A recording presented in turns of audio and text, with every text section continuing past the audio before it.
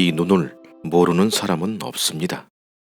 그런데 이 사람을 아는 사람도 없습니다. 이 얼굴은 포스터가 됐습니다. 달력이 됐습니다. 세계 100대 사진 표지로 뽑혔습니다.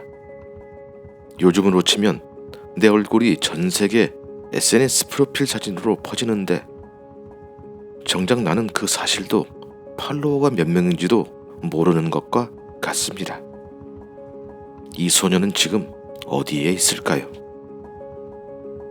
사진을 찍은 사람은 미국인 사진작가 스티브 맥커리였습니다. 그런데 맥커리조차 이 소녀의 이름을 몰랐습니다. 얼굴은 세기가 다 봤습니다. 이름은 사진을 찍은 사람도 몰랐습니다. 이 얼굴은 전쟁의 상징이 됐습니다. 난민의 상징이 됐습니다. 그런데 상징이 된다는 것은 어쩌면 얼굴을 얻고 이름을 잃는다는 뜻이었을지도 모릅니다. 17년 뒤 사람들이 그녀를 찾아 나섰습니다. 우리는 그 여정을 따라갑니다. 그녀가 6살이던 해 하늘에서 소련군 헬리콥터 소리가 들렸습니다. 소련이 아프가니스탄을 침공한 지 몇 해째였습니다.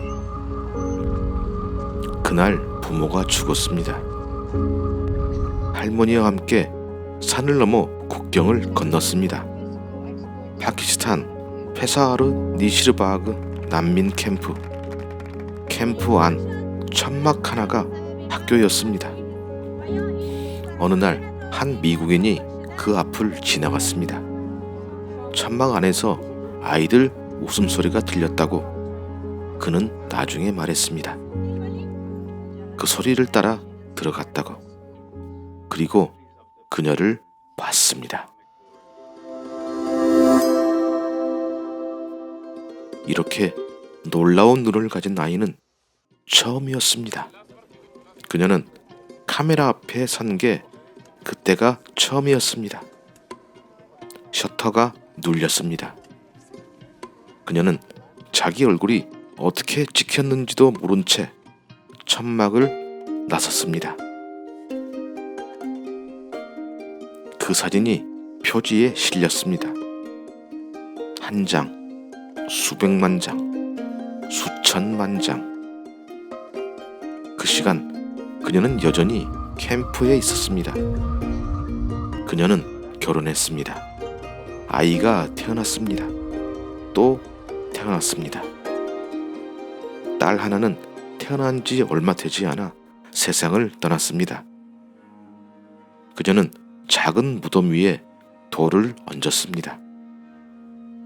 그동안 세상은 그녀의 눈을 기억했습니다. 그녀는 아이들의 얼굴을 기억하며 살았습니다.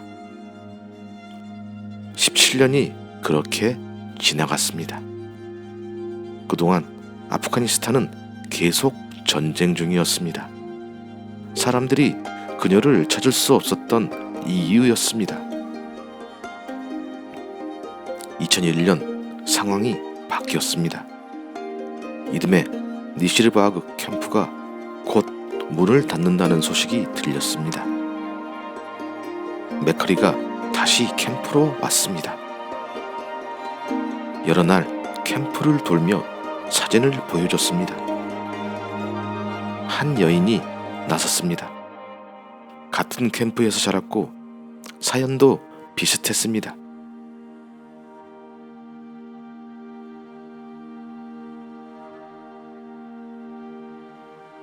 눈동자를 기계로 스캔했습니다.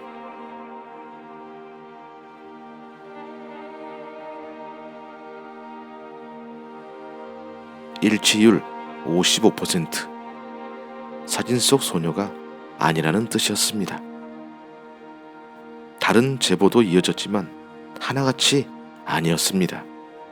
그렇게 며칠이 더 지났습니다. 비자 기한이 다 됐습니다. 맥커리는 떠나야 했습니다. 혹시 그녀가 이미 이 세상에 없을지도 모른다는 두려움이 있었습니다.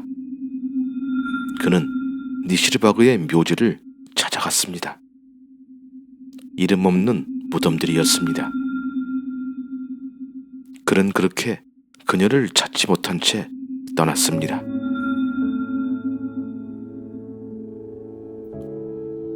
현지에서 함께 일하던 기자가 그의 자리를 대신해 계속 찾았습니다. 그러다 한 남자가 사진을 오랫동안 들여다봅니다. 이 눈 제가 아는 사람의 여동생 같습니다. 사흘이 걸린다고 했습니다. 사흘이 지났습니다. 소식이 파키스탄 페샤와르로 전해졌습니다. 대신 다른 특파원이 급히 파견됐습니다.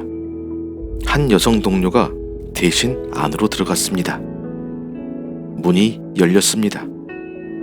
얼굴을 가린 천을 걷었습니다. 그녀는 말이 없었습니다. 이런 식으로 낯선 사람을 만나본 적이 평생 없었습니다.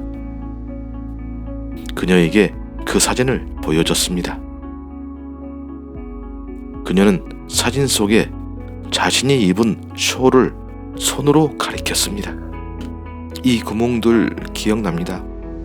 요리를 하다 불에 탔거든요. 천막 아니었다고 그날따라 햇살이 밝았다고 말했습니다. 17년 전 사진작가 스티브 맥커리가 이미 했던 말과 같았습니다. 사진 한 장을 사이에 두고 만난 적 없는 두 사람의 기억이 같은 곳을 가리키고 있었습니다.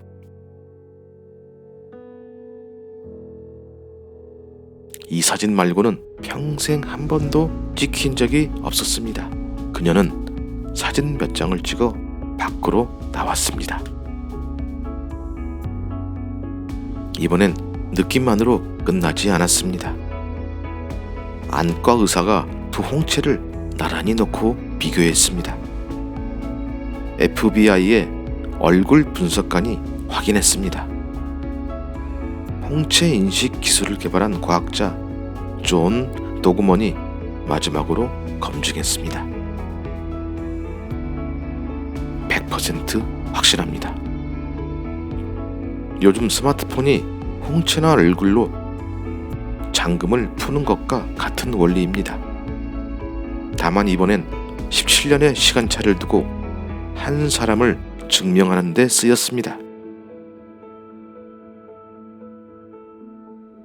그녀는 그제야 알았습니다. 자신의 얼굴이 17년 동안 전 세계에 퍼져 있었다는 것을. 처음엔 놀랐습니다. 그러다 알게 됐습니다. 이 얼굴 하나로 만들어진 기금이 난민 캠프에 학교를 지었다는 것을. 특히 여자아이들을 위한 학교였습니다. 그제야 그녀는 웃었습니다. 하지만 얼굴이 유명해질수록 그녀에게 남은 건 가난과 몇 장의 서류뿐이었습니다. 그녀는 평생 글을 읽지 못했습니다. 그래서 아이들 많은 학교에 보내고 싶었습니다. 파키스탄에서 신분증이 없으면 아이를 학교에 보낼 수도 살던 집을 팔 수도 없었습니다. 그녀는 신분증을 위조했습니다. 2016년 경찰에 붙잡혔습니다. 이유를 물었을 때 그녀는 그렇게 답했던 겁니다. 2012년 남편이 C형 간염으로 세상을 떠났습니다. 몇 년 뒤 큰딸도 같은 병으로 세상을 떠났습니다. 그녀 자신도 같은 병을 앓고 있었습니다. 곧 그녀는 추방됐습니다. 국경을 넘던 날 그녀는 35년을 살아온 땅을 한번 뒤돌아봤습니다. 그녀는 이미 아프가니스탄을 상징하는 얼굴이었습니다. 카불에 도착하자 대통령이 직접 그녀를 맞았습니다. 집 열쇠를 건넸습니다. 그러나 몇 년 뒤 아프가니스탄의 정권이 다시 바뀌었습니다.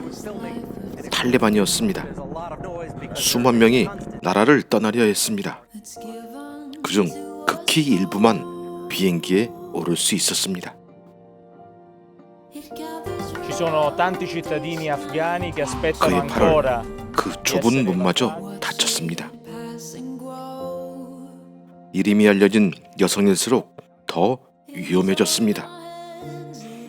세계에서 가장 유명한 얼굴을 가진 여성이 이제 그 얼굴 때문에 목숨을 걱정해야 했습니다. 비영리 단체들이 그녀를 대신해 이탈리아에게 도움을 요청했습니다. 석 달 뒤 이탈리아 정부가 응답했습니다. 그녀의 가족은 로마행 비행기에 올랐습니다. 우리는 종종 사진 한 장으로 한 사람의 인생을 안다고 생각합니다. 하지만 사진은 그날의 얼굴만 남길 뿐입니다. 그녀가 살아낸 수많은 삶의 순간들은 아무도 찍어주지 않았습니다. 우리가 기억한 것은 아프간 소녀였습니다. 하지만 그녀의 이름은 샤르바트 굴라였습니다.